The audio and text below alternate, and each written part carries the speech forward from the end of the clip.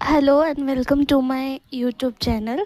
आज हम पढ़ेंगे 7 C's ऑफ कम्युनिकेशन। कम्युनिकेशन होता क्या है, what is effective communication. Effective communication क्या होता है? तो इफ़ेक्टिव कम्युनिकेशन का मतलब होता है जब हम कुछ मैसेज किसी को शेयर करते हैं, सेंड करते हैं, तो उसे क्लियरली समझ में आए, उसे इफ़ेक्टिव कम्युनिकेशन बोलते हैं। इंग्लिश में effective communication is the process of sending a message in such a way that it has been clearly understood by the receiver and leads to the desired people response.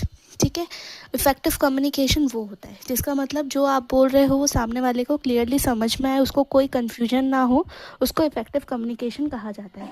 Easy words में अगर हम बोलें तो जो हम बोलते हैं जैसे क्लियर हो, समझ में आए ऐसा हम बोलें, कन्फ्यूजन ना हो और प्रॉपर फीडबैक मिले, उसे इफेक्टिव कम्युनिकेशन कहा जाता है। इफेक्टिव कम्युनिकेशन के 7 C's होते हैं, बहुत इंपॉर्टेंट है एमबीए के पेपर में या अपने नॉर्मल कॉमर्स में बहुत ज़्यादा इंपॉर्टेंट कम्युनिकेशन का टॉपिक है।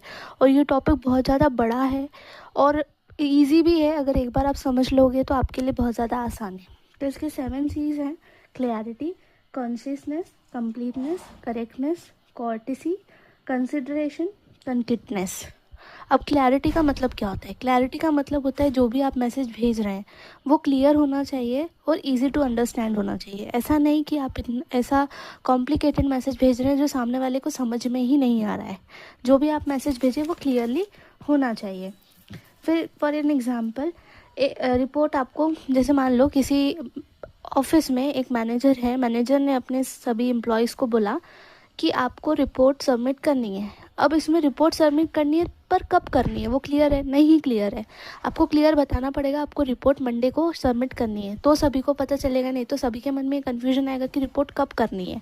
तो इससे गलतफहमी भी हो सकती है और इजीली अंडरस्टूड नहीं है। फिर सेकंड पॉइंट आता है कॉन्शियसनेस। कॉन्शियसनेस का मतलब होता है जो भी आप मैसेज भेजें वो शॉर्ट होना चाहिए, पॉइंट टू पॉइंट होना चाहिए। ज़्यादा लेंदी मैसेज भी कोई पढ़ना नहीं चाहता है, कोई समझना नहीं चाहता है। नॉर्मल सी बात है, अगर आप किसी को पूरी कहानी सुनाओगे तो बहुत से कम लोग होते हैं जो पूरी कहानी सुनते हैं। शॉर्ट फॉर्म हर कोई चाहता है कि क्लियर पॉइंट टू पॉइंट बात करो।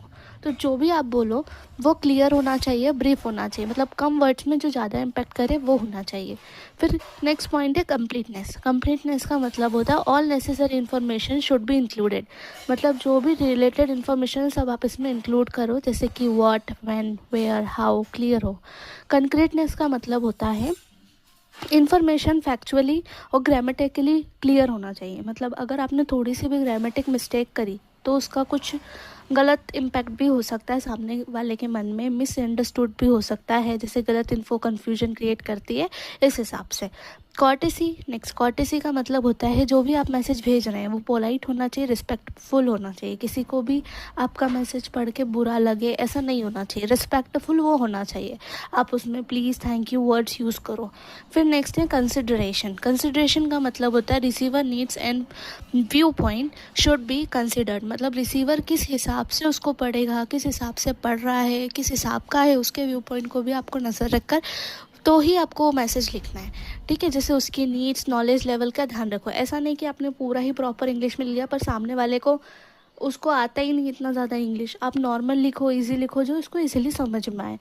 Next and last concreteness. Concreteness का मतलब होता है जो भी आप मैसेज भेज रहे हो वो स्पेसिफिक और डेफिनाइट होना चाहिए, डेफिनाइट होना चाहिए। नंबर्स, फैक्ट्स यूज़ करो। ठीक है, जो भी है वो आप क्लियर करो। ये कम्युनिकेशन का बहुत इंपॉर्टेंट पॉइंट है, एमबीए में भी जनरली पूछा जाता है फर्स्ट सेम में। और कम्युनिकेशन के क्वेश्चन जितने भी रिलेटेड होते हैं उसमें आप ये लिख सकते हो और आपको फुल मार्क्स भी मिल सकते हैं। कम्युनिकेशन में ये सबसे ज़्यादा इंपॉर्टेंट है। नेक्स्ट हम बात करेंगे कम्युनिकेशन कितने तरीके होते हैं। नेक्स्ट क्लास में हम इसके लिए मिलेंगे। अगर आपको मेरा वीडियो अच्छा लगा तो आप चैनल को लाइक कीजिए, सब्सक्राइब कीजिए।